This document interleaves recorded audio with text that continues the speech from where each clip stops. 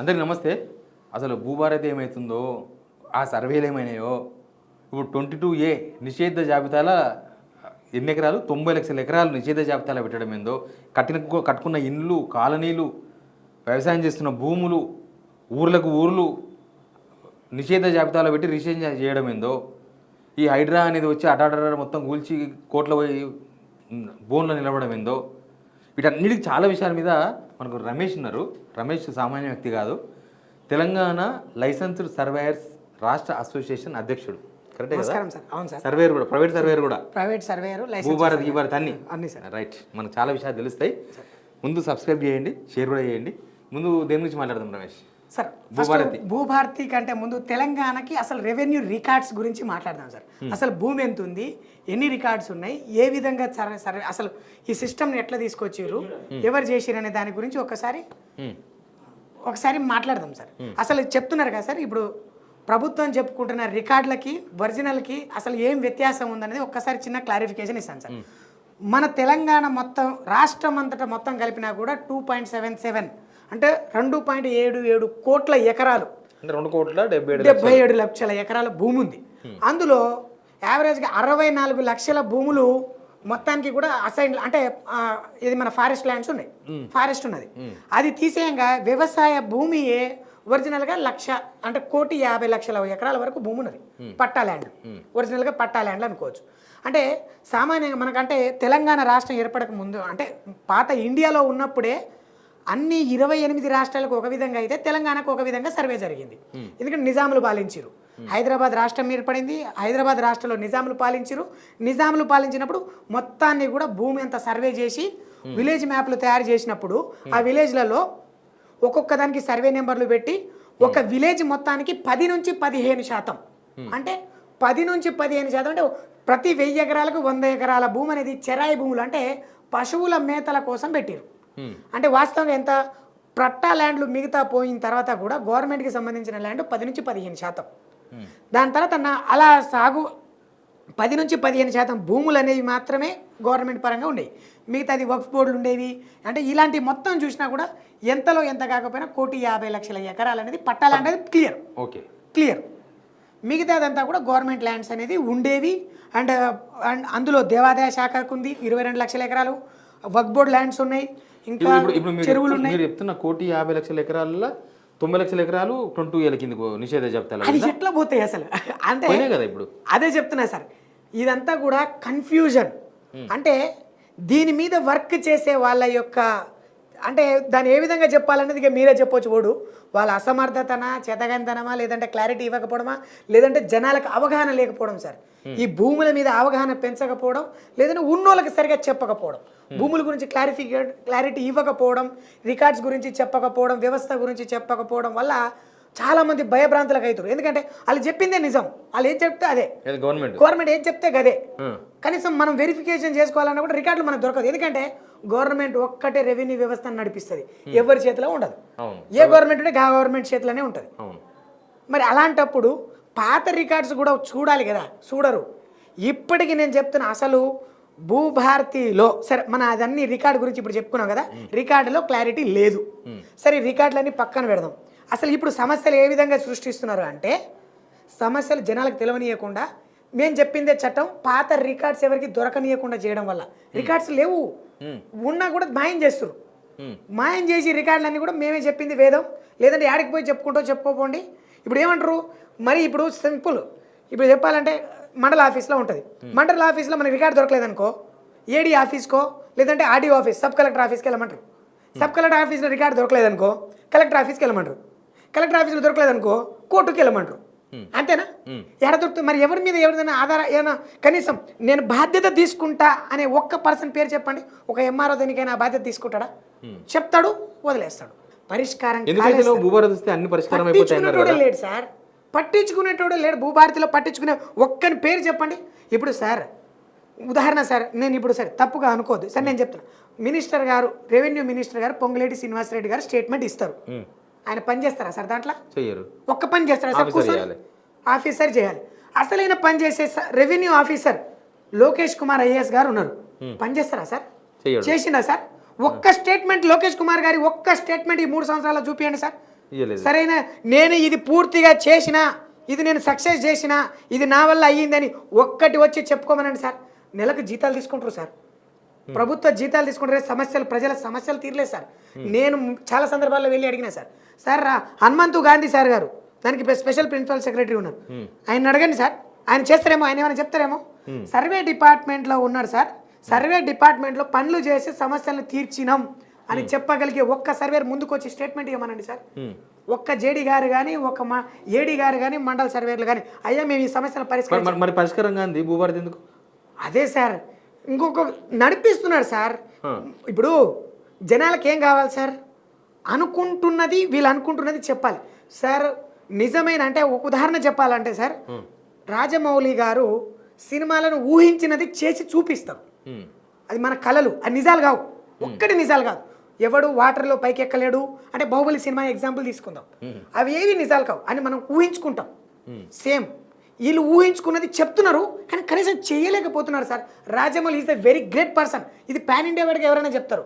ఈ గవర్నమెంట్లో ఈ పని జరిగింది, చేసింది చేసిండ్రు, చెప్పింది చేసిండ్రు అని నిరూపించిన ఒక్క ఆధారాలు చేస్తారు, చేయబోతున్నారు, చేసిండ్రని చెప్పుకుంటారు కానీ చేసినవి మాత్రం ఈయన ఆధారాలతో.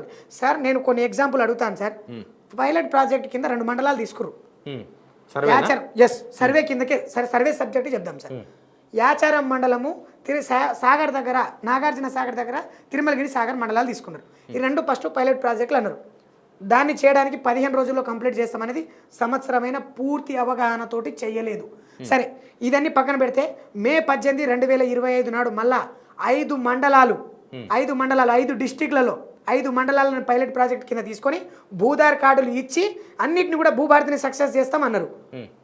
అప్పుడు తీసుకున్నప్పుడు లైసెన్స్డ్ సర్వే వ్యవస్థను కూడా స్థాపించి వీళ్ళందరినీ కూడా పనిచేసి సంవత్సరంలో పని తీసుకుంటామన్నారు. వచ్చినాయా ఏ సార్ రిపోర్ట్? రిపోర్టు రాలే, ₹1 ఇన్కమ్ కూడా జనరేట్ చేయలేదు సార్ ఈ లైసెన్స్డ్ సర్వే వ్యవస్థ ద్వారా కూడా. అంటే సర్వేనే కాలే, సర్వే చేయడం వీళ్ళ దగ్గర మిషన్లే లేవు. అవి పక్కన పెడితే సార్ 5 మండలాలు చేస్తాం. 5 మండలాలలో ఇప్పుడు అవే 5 మండలాలలో భూదార్ కార్డులు ఇచ్చిర్రా, భూభారతి వస్తుంటే చేసి ఉండాలిగా. ఒక యాప్ తయారు చేయడానికి ఎన్ని రోజులు పడుతుంది సార్? ఓ ప్రైవేట్ వ్యవస్థ నెల 15 రోజులలో చేస్తుంది. 3 సంవత్సరాల నుంచి చేస్తున్నారు సార్. ఉన్న ధరనేమో బంగాళాఖాతంలో పోయింది, అది మళ్ళీ తిరిగి దాద్దా అంటే దాన్ని దోలాడుకోవడం కష్టం, అది ఎక్కడికో కొట్టుకోపోయింది. ఇప్పుడు భూభారతి అన్నా కానీ కనీసం ఉంటుందా అంటే ఇది ఉన్నా కూడా మన చుట్టుపక్కల ఉన్నా కూడా కనపడతలేదు సార్. నాకైతే కనపడతలేదు సార్, ఏం కనపడతలేదు సార్, నిజంగా చెప్తున్నాను సార్. ఇప్పుడు సమస్యలు తీరలేదు, ఇవన్నీ భూభారతిలో ఇష్యూస్ ఉన్నాయి. ఈ 22 ఇష్యూ ఏంది అసలు? ఈ 22 లక్షల ఎకరాలు 90 లక్షల ఎకరాలు నిషేధ జాబితా ఎందుకు పెట్టింది ప్రభుత్వం? అంటే ఏ ఉద్దేశంతో పెట్టింది సార్? అవగాహన లోపం సార్. ఇది ఖచ్చితంగా చెప్తున్నాను సార్, ప్రభుత్వం యొక్క మిస్టేక్, ప్రభుత్వ తప్పు.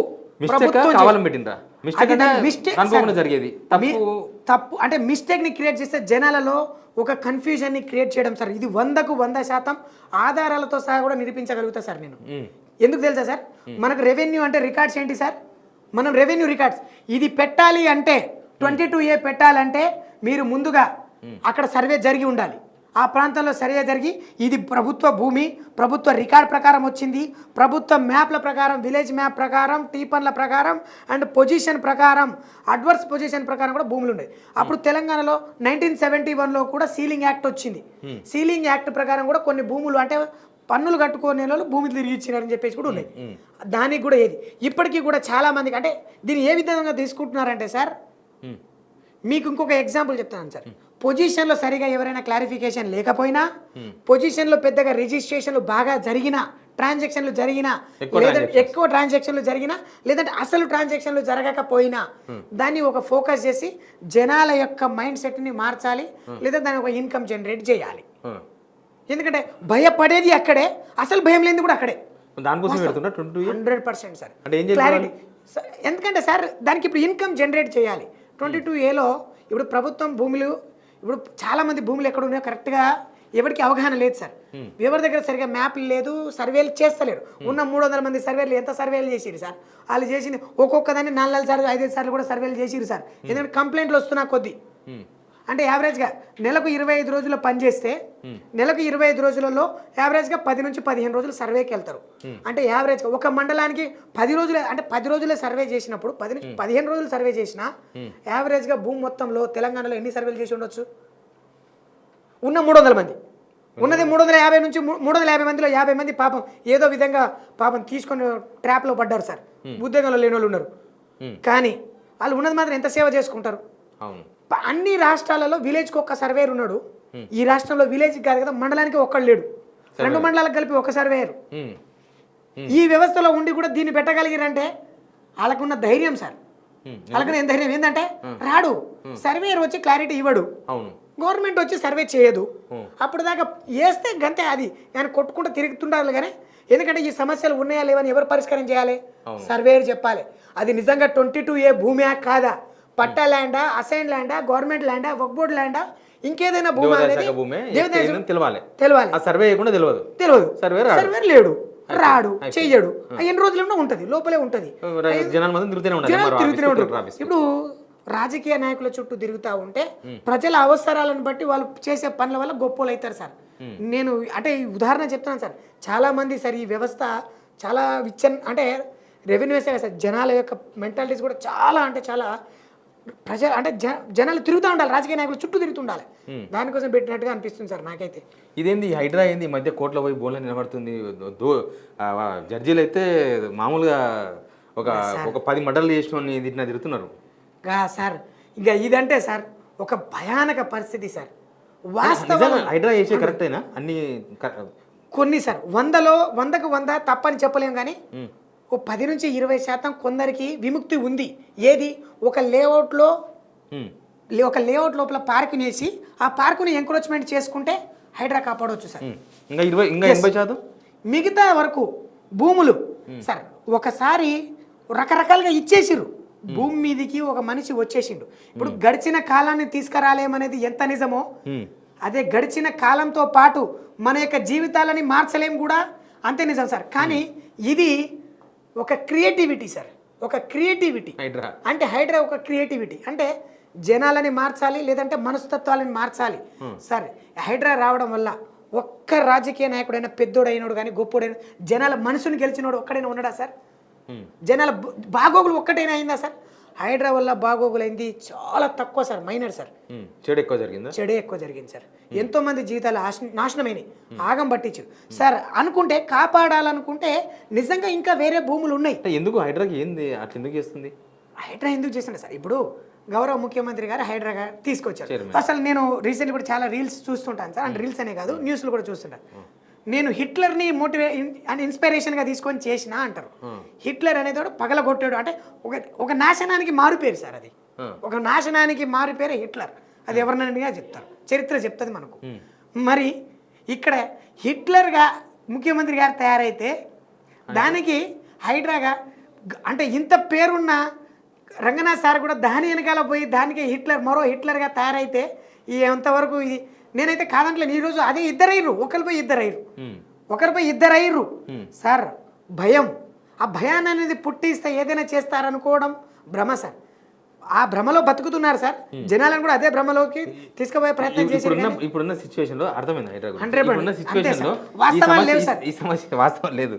ఈ సమస్యలకి ఏమైనా పరిష్కారం ఇప్పట్లో దొరికేటట్టు కనిపిస్తుందా? భూభారతి సమస్యలు లేకపోతే 22A హైడ్రా అంటే కోడ్ చూసుకుంటుంది సార్. మూడింటికి సార్ ఒకటే. యాక్చువల్గా చెప్పాలంటే సార్, రెవెన్యూ అనేది ఒక రికార్డ్ సెక్షన్, రికార్డుకి తగ్గట్టుగా ఒక సర్వే సిస్టమ్ అనేది కూడా ఉంటుంది సార్. ఎందుకంటే వీళ్ళు ఎవరున్నా కానీ ఏ పేపర్ తయారవ్వాలన్నా అది భూమి మీదనే తయారవ్వాలి, భూమి మీద ఉన్నదానికి తయారవ్వాలి. కానీ వీళ్ళు ఏంటంటే లేని దాన్ని సృష్టించి ఉన్నదాన్ని తీసేసి దాన్ని గందరగోళం ఏర్పడడం వల్ల భూభారతి అనేది సరిగా కావట్లేదు. వాళ్ళకి లెక్కలు తేల్తలేదు. దీని మీద పనిచేసేటోళ్ళు కూడా చాలా తక్కువ మంది. ఎంతో మంది ఈ రాష్ట్ర అన్ని విధాలుగా దిగజారడానికి కూడా కారణం సార్ ఈ రెవెన్యూ వ్యవస్థతో పాటు. ఎందుకంటే సార్ బతికేటోళ్ళు ఎక్కువ రెవెన్యూలో బతుకుతున్నారు సార్. ఈ సిటీలో రియల్ ఎస్టేట్ తోటి బతికేటోళ్ళు 90% ఉన్నారు సార్. ఏ ఉద్యోగం ఉన్నా ఆల్టర్నేట్ ఇన్కమ్ రియల్ ఎస్టేట్, దాంతో బతుకుతున్నారు సార్. అలాంటి వాళ్ళు కూడా ఎంతో దిగజారిపోయిన పరిస్థితి ఈరోజు రాష్ట్రంలో కనపడుతుంది. అది మేము కళ్ళతో చూస్తున్నాం సార్. కోట్లు పోతుంది కదా, ఎకరా అమ్మితే 280 కోట్లు, 272 కోట్లు, 172 కోట్లు పోయింది కదా గవర్నమెంట్ అమ్మితే. ఆ రియల్ ఎస్టేట్ మంచిగా ఉంది కూడా పోయింది అంటున్నారు. రియల్ ఎస్టేట్ మంచిగా సరే చెప్పమనండి సార్, ఆధారాలతో సహా చెప్పమనండి సార్. ఎక్కడ సార్ జనాల యొక్క ఇది అభివృద్ధి చూడమని చెప్పండి సార్. అక్కడ చెప్పడం కదా సార్, కూలగొట్టడం కదా సార్, కట్టుకునేటోళ్ళ పరిస్థితులు చూడమని చెప్పండి. ఒకప్పుడు రాష్ట్రం ఎక్కడి దాకా పోయేది, 5 సంవత్సరాల కింద ఉన్న పాలన ఎట్లుంది, 5 సంవత్సరాల కింద ఉన్న డెవలప్మెంట్ ఎక్కడుంది, ఈ రోజు డెవలప్మెంట్ చూడమనండి సార్. ఆ రోజు 1,00,000 రూపాయలకు ఒక విధ వాళ్ళు అన్నట్టుగా కమర్షియల్ బిట్టు 1,00,000 రూపాయల గజం అయితే ఈరోజు 70,000 కొనేటోళ్ళు లేడు సార్. 70,000కు కొనే నాదుడు లేడు సార్. లేదు సార్, వాళ్ళకి తెలుస్తలేదా సార్ రెవెన్యూలో ఎంత రిజిస్ట్రేషన్. మీకు ఇంకొకటి చెప్తున్నాను సార్, మొన్న జరిగిన రియల్ ఎస్టేట్లో అంటే ఈ యొక్క రేట్ల పెంపకం కేవలం రిజిస్ట్రేషన్లు పెరగడం లేదు కాబట్టే విపరీతమైన దారుణమైన రేట్లు పెంచారు సార్. ఉదాహరణ సార్, నేను చూసిన ఒక ఎగ్జాంపుల్ చెప్తున్నాను సార్. పంజాగుట్టలో ఒక స్క్వేర్ ఫీట్, ఒక బిల్డింగ్లో స్క్వేర్ ఫీట్ వాల్యూ 3,333 రూపాయలు ఉంటే దాని యొక్క మార్కెట్ వాల్యూ ప్రకారం 7,600 రూపాయలు చేసిండ్రు సార్. ఒరిజినల్గా దాన్ని కొందామని పోతే, అంటే ఒక మనిషి గురించి చెప్తున్నాను సార్, అది కొందామని పోతే 80 లక్షలు, బట్ దాన్ని యాక్చువల్గా ఏరియా ప్రకారం చూస్తే 1,15,00,000 రూపాయలు మార్కెట్ వాల్యూ ఉంది. ఒరిజినల్గా అమ్మే ఓనర్ వాల్యూ 80 లక్షలు. అంటే గవర్నమెంట్కి రిజిస్ట్రేషన్ కట్టాలి కాబట్టి, అంటే గవర్నమెంట్ రేట్ ఎక్కువ ఉందా? గవర్నమెంట్ రేట్ ఎక్కువ పెట్టిండు మార్కెట్ రేట్ కన్నా. మార్కెట్ రేట్ కంటే ఎందుకు రిజిస్ట్రేషన్ చార్జెస్? రిజిస్ట్రేషన్ ఛార్జెస్ అంతే కదా sir. Stamp duty 7.5%, 7.5% stamp duty వస్తే ఎంత గవర్నమెంట్కి వాల్యూ వస్తుంది? కొనలేదు, అది కూడా ఎక్కువ వస్తుంది. ఇంకో ఎక్కువ ఉంటుంది. కొనలేదు, ఎట్లా కొంటాడు సార్? మార్కెట్ రేట్ల కంటే కూడా ఎక్కువ ఉంటాయి, ఎట్లా కొంటాడు సార్? ఇది అంటే జనాలలో ఐక్యమత్యత అంటే ఎట్లుందంటే సార్, పాలన అంటే 5 సంవత్సరాలు భరించాల్సిందే కాదు, తిరగబడితే ఏదైనా మారుతుంది సార్. జనం కోరితే ఏదైనా మారుతుంది. రమేష్ గారు మంచి విషయాలు చెప్పారు. భూభారతి 22 హైడ్రా చూసిరా ఏం జరుగుతుందో, రియల్ రెవెన్యూలో ఏం జరుగుతుందో. మనం బయటికి వెళ్ళి చూస్తే కొన్ని కనిపిస్తాయి, కానీ రమేష్ గారు అయితే దానిలో ఉన్నారు, సర్వేయర్గా ఉన్నారు కాబట్టి చాలా విషయాలు చెప్పగలిగిండ్రు. మీకు చాలా సమస్యలు ఉండొచ్చు, కొంత ఏమైనా పరిష్కారం దొరుకుతుందేమో. షేర్ చేసి చూడండి. Please subscribe.